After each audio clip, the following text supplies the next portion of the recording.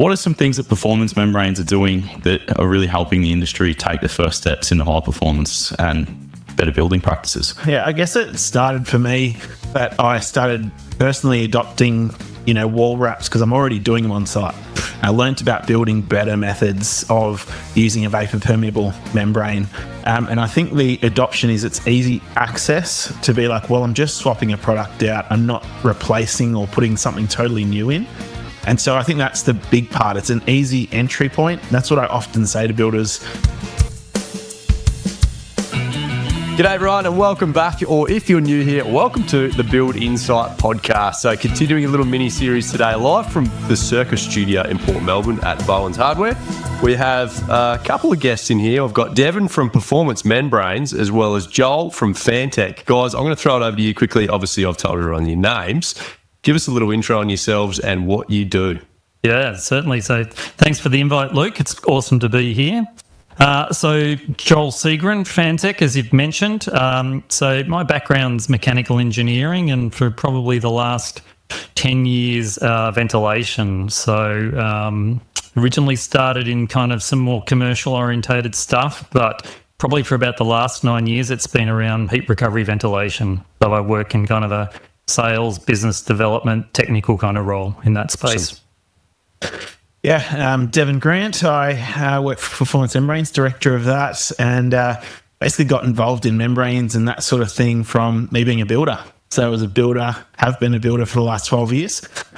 Built myself a passive house 8 years ago now, and that's really where I got introduced to, I guess, what I do is the membranes now and the Pro Climber system. And that's brought me to really run performance membranes 4.5 days a week and build a little bit as a side hustle because I enjoy being involved in building still. So yeah, that takes a long house build time, mate. Half a day a week. lucky there's a team. Lucky there's a team.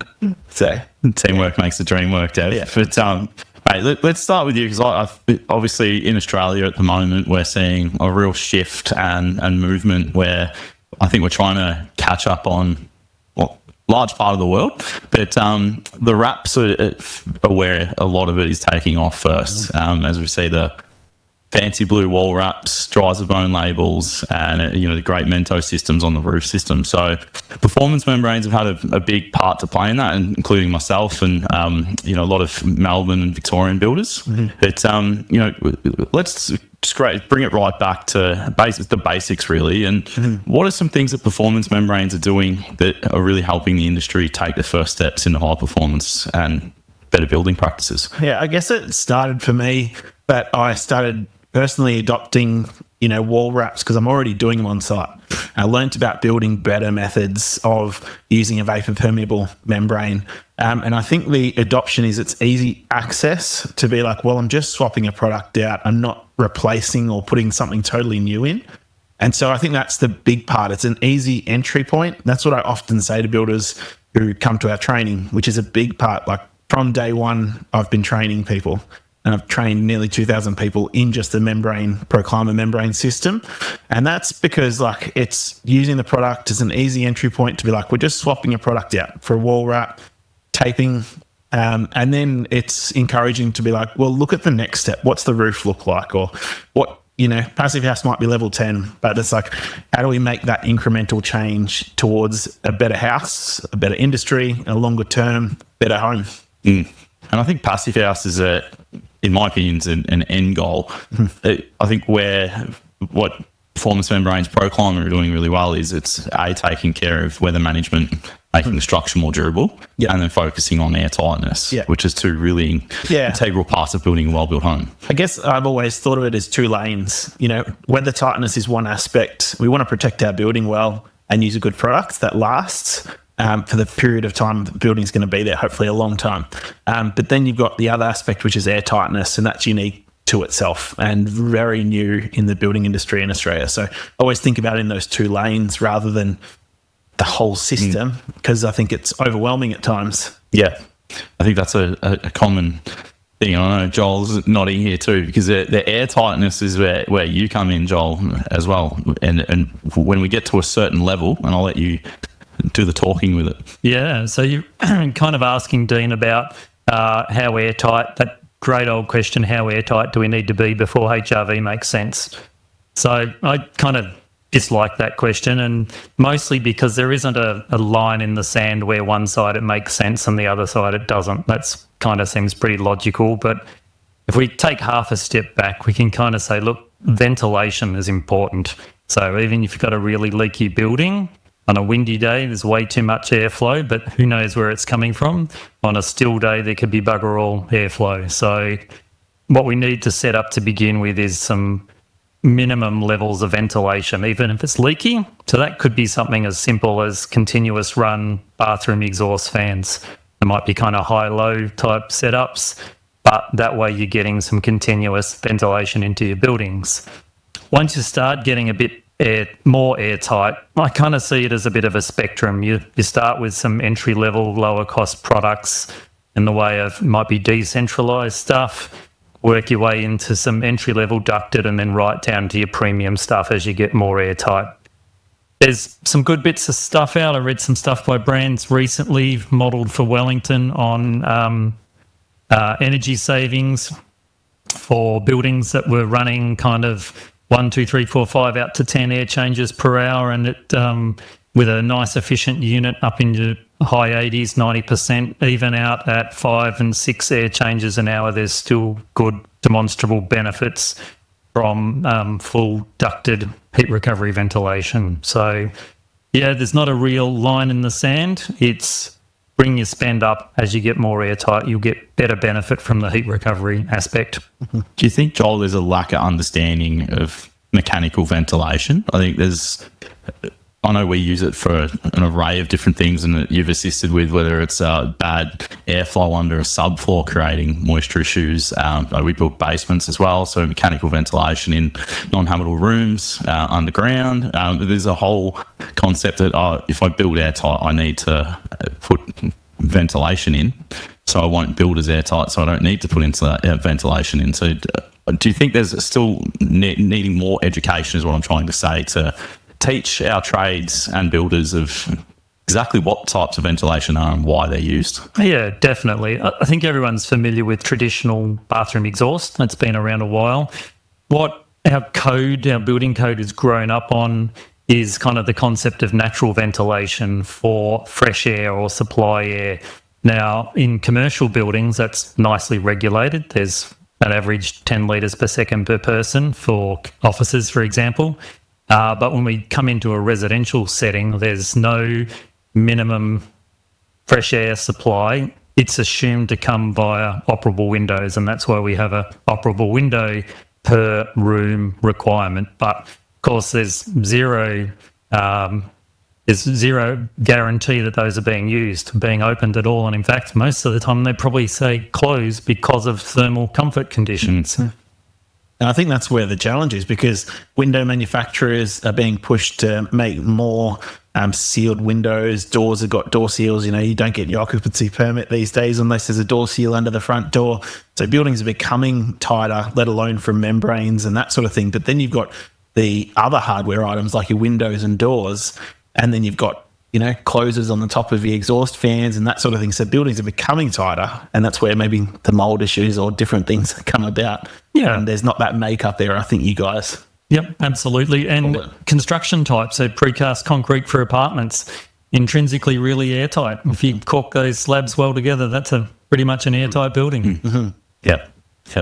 I think where both of your parties come in, which is quite underlooked at times, is our biggest enemy in building, and that's water management. Comes in form of vapour, and both obviously wraps, mechanical ventilation have a massive part to play in ensuring buildings' durability. What guys? What do you? Well, I'll throw this over to Devin first. What are some of the trends that you're seeing with building materials, and I guess especially in terms of sustainability and performance? What are you doing to ensure that performance? What are you doing to ensure that performance membranes is obviously still committing to the high standard, as well as trying to provide these new options? Yeah, I think it's continuing to encourage people to build better. So that seems like a simple term, I guess. So it's introducing people to a wall, introducing people to a roof, introducing to, the Intello airtightness, so you can manage moisture and water well. I think the building industry is continuing to develop that. People maybe like you guys are starting to nail the external weather tightness and air tightness at times, but it's like, all right, so what are the products, or what's the next step, in product development or product selection that helps our homes be durable, efficient, healthy at the end of the day, I guess. So, you talk about next steps, Joel, is there a next step? Obviously, Fantech have been at the forefront of ventilation for quite some time, but do you see mechanical ventilation still progressing as things are going? Yeah, there's always evolution, and I think something we saw in ventilation per se over the last 10 years is the advent of smart controls. So no longer do you sell a fan, or no longer are you really competitive just to sell a fan. Yep. You need to start selling some controls with it. And so that kind of makes sense from a cost efficiency perspective as well, because doing custom controls at site for any project is expensive. So the ability to send that packaged and just have to configure is an advantage.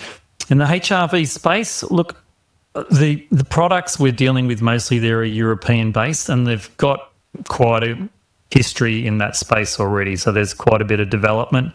I think the real challenge for us and the real opportunity is to simplify the integration into projects. So there's some basic things that kind of don't change, like semi-rigid duct that's uninsulated needs to be within the thermal envelope still, but we can start to kind of set up some processes whereby grills might be lower profile that match a certain building's configuration or something like that. So we start to make the product easier to integrate into a project. I think that's a good one. Actually, I rang you last week, I think, wasn't it, asking what's the most slimline exhaust fan I can get to fit in the bathroom, because we haven't got the roof space for it. Yeah. Dev, I might just bring it back to basics a little bit too, mate. We, through building with more high performance products and building better to get the best result we can get, and that's generally gauged by blower door tests in instances that we're familiar with here in Australia. But we get a lot of questions from builders and trades. I haven't used any of these products. I'm not sure where to start. And I know you guys do a fantastic job at training days and so forth, but there's something you would say to a builder out there that's doing what they've always done, wraps off the shelf and put it on the walls. That daunting step for someone to come in and just go, all right, I'm going to take the plunge. What would be your advice to that person? Hey guys, let's just take a really quick pause in today's episode. We just need to take this opportunity to thank our sponsor, Wonderbuild, for helping bring Build Insite to our listeners. Wonderbuild is an easy-to-use estimating and construction management software. My favourite thing about Wonderbuild is they're working with the builders to bring in estimating and construction management software to the building industry. It's quickly changing the way that builders are running their businesses, with so many key features that are limiting other expenses like live chat channels, live data tracking, and we're syncing with your accounting software, and so much more. Head over to www.wonderbuild.com. Thanks a lot. Let's get back to it. Yeah, well, I guess how would we do it? We've just done a YouTube, which is coming out at the moment, because I've got guys in Robe, got guys in Outback New South Wales who are wanting to use the product, and they're like, we can't come to Melbourne for training or anything like that. So I'm doing a YouTube at the moment so that people can see and experience the product and put it on.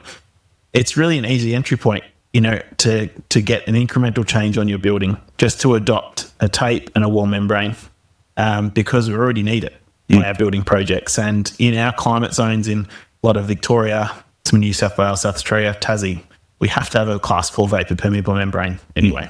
So yes, there's a slight cost difference, but the durability aspect or the outcome of what you'll get on your build, you can very quickly gain that cost back by wrapping it as soon as your frame's finished, not getting moisture or water on your frame, which, can result in water and mold. But what it does is your chippies don't have to leave site.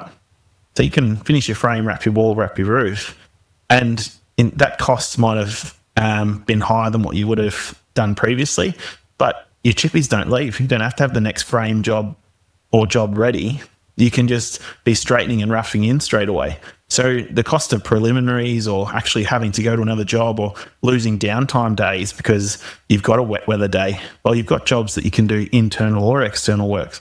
So I guess in scheduling wise, it opens up. If you put aside the efficiency or put aside the vapor permeability and the performance of the product, there's actually like, well, I can gain some of that cost back with speed. It could be just preliminary hire. You know, we all know how much fencing and toilets and temporary power can cost on a job. Yeah. And if you can not lose your chippies and keep that job moving, makes a massive difference. I also like the risk profile on it. So, and I say that about membranes and HRV in terms of moisture control, that you're just de-risking your project. So you build a project, you sleep well at night because you know it's got that extra layer of protection above a standard NCC build. Yeah. Do you think we've had some confusion in Australian building track record that, we've got a roof on and we've got cladding on, so my house is covered? Yeah. Essentially, it's like it's an insurance policy behind your cladding system. We should always have 2 layers of defence to a building. And it's your biggest investment of your life, or it's your biggest liability if you're a tradesperson. So have 2 layers of protection. We don't put tiles down and epoxy grout and just call it waterproof.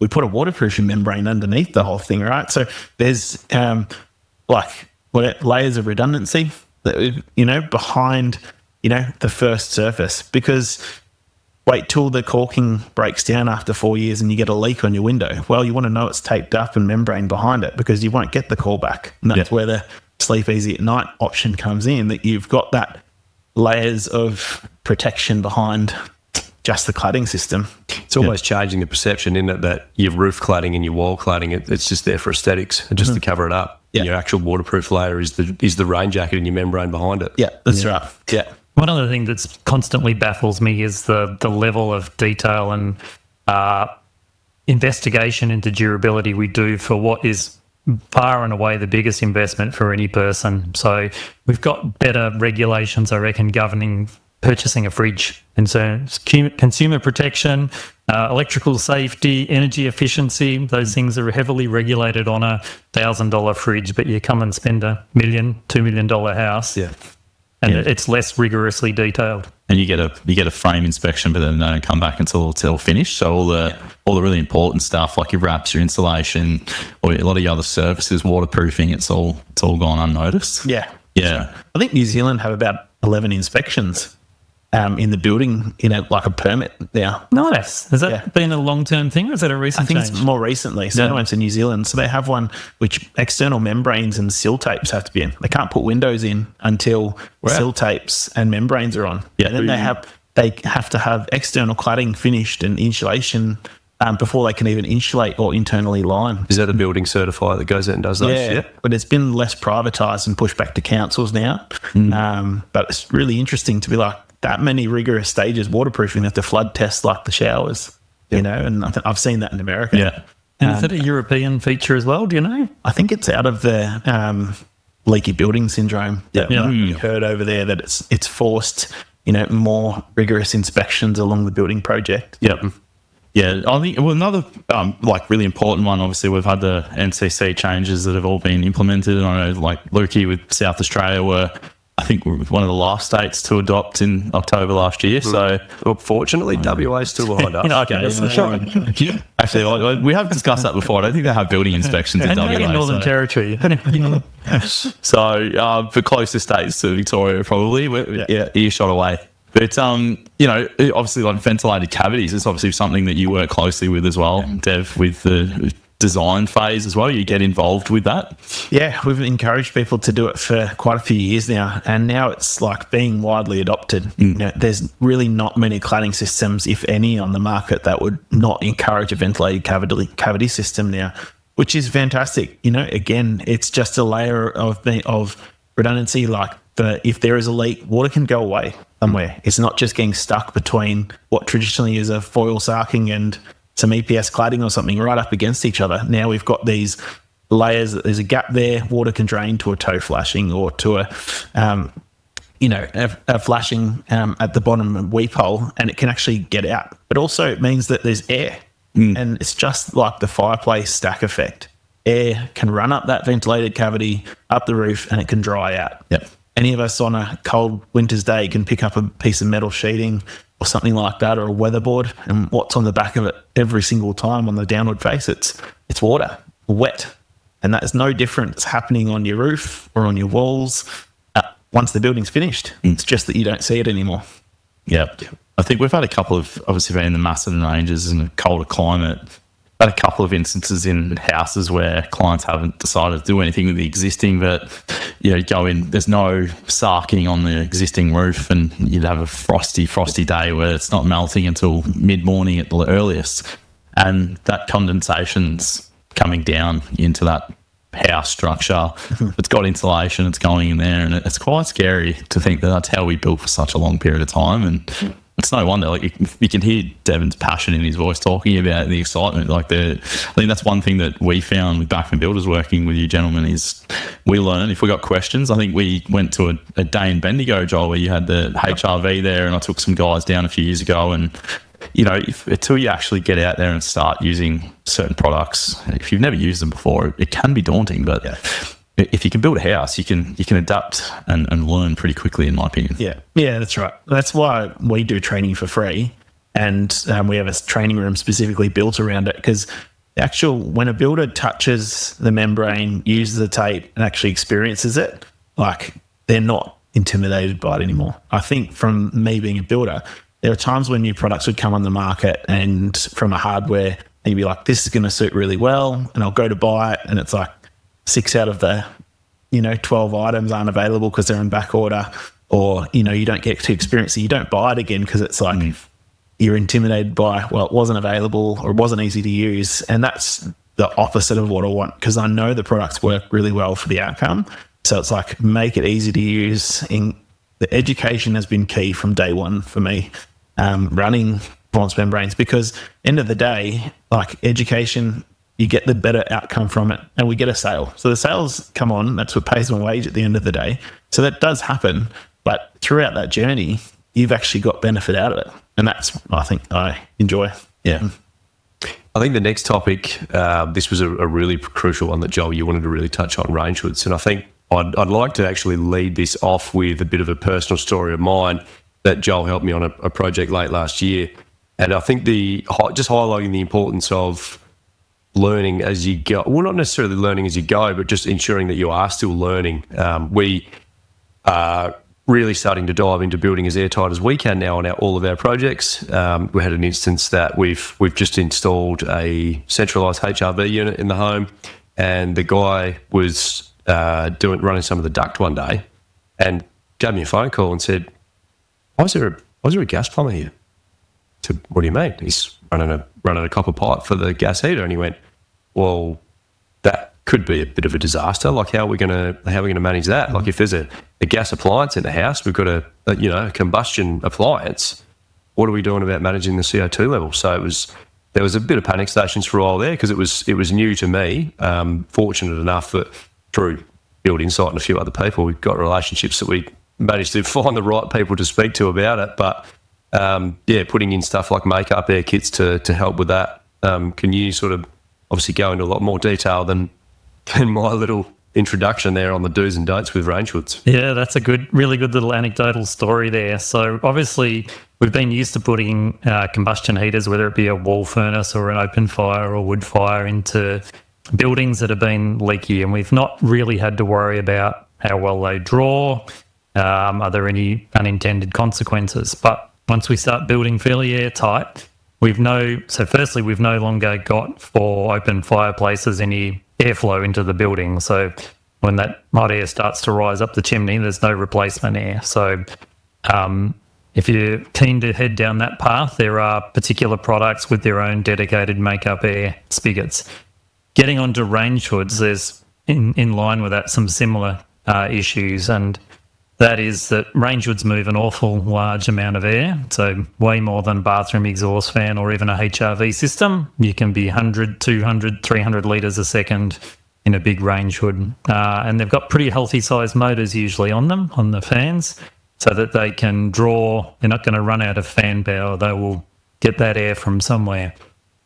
And if you don't have any make-up air, and by that I mean another pathway for air to come from outside to inside the building and balance things up, you are going to pull that out of your combustion device. So if you had your gas heater going, instead of any of those combustion products heading up the flue, they're going to head into your room. So in a nicest scenario, that might be CO2 and moisture and things. In a nasty scenario, it could be carbon monoxide, which is particularly dangerous. So more broadly on the range hood topic, there's generally a couple of types that are used. So there's a recirc version and there's an externally discharged. Recirc, like it sounds, just sucks up your air and moisture and cooking products and discharges it back into the room in a different spot.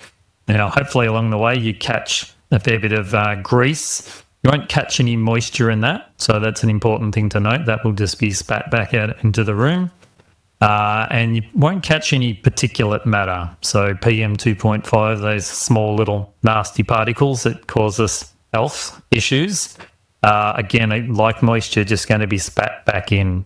The concept of having ultra-fine filtration into a recirc range hood really doesn't make much sense because of the grease loading and so forth. That'd be a daily maintenance item, so that doesn't exist.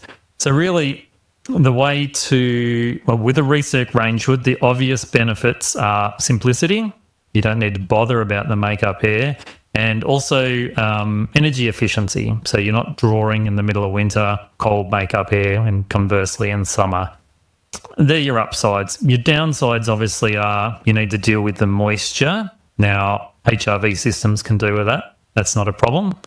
But you've also got to deal with PM 2.5 particles. Now, an industry colleague, Cam Munro at Passive Analytics, and myself went about testing a number of homes last year with some PM 2.5 sensors to understand the difference in performance between recirc and externally discharged. And what we found is there's a substantial difference there. The length of time for that PM 2.5 level to settle and get back to what we'll notionally call a healthy level is significantly longer, even in a building with HRV. So a HRV and a recirc range hood still doesn't really give you a great outcome from a PM 2.5 perspective. So then that sort of leads us a little bit down the externally discharged route, and we've seen a really solid increase in passive house projects particularly. Perhaps a couple of years ago we might have only seen 10% of projects using externally discharged. We're now seeing maybe closer to 50-50, maybe even slightly more. And so as part of that, we need a make-up air system to balance those flows. These systems obviously need to seal completely for when you're doing your blower door testing. Otherwise, you end up with a pretty dodgy result. Makes you scared when I built my passive house 8 years ago and it's got a recirc.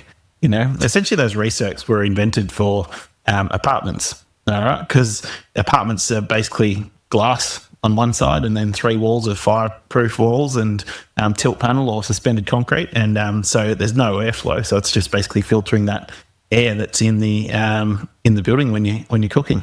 Yep. Yep. Yeah. All right, everyone. That concludes part 1 of our discussion with Joel from Fantech and Devin from Performance Membranes. Join us next week as we wrap up this high performance chatting all things building. Let's